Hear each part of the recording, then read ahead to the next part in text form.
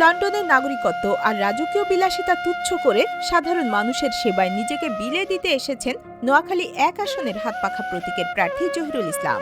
সম্প্রতি এক মসজিদে নামাজ শেষে এই প্রার্থীর অঝোর ধারায় কান্নারি দৃশ্য এবং একজন চিকিৎসকের আবেগঘন ফেসবুক পোস্ট পুরো চাটখিল সোনাইমুড়ীর নির্বাচনী সমীকরণ যেন বদলে দিতে বসেছে।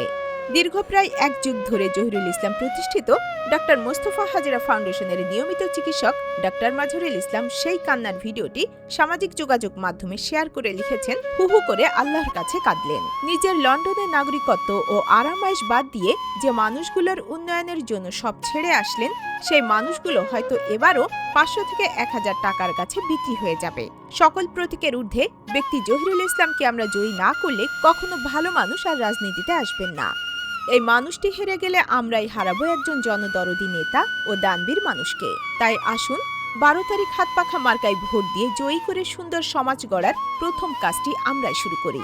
কান্নার বিষয়ে জানতে চাওয়া হলে জহিরুল ইসলাম বলেন, আমি এমপি হওয়ার জন্য কাঁদিনি, আমি কেঁদেছি চাটখিল সোনাইমুড়ীর মানুষের জন্য।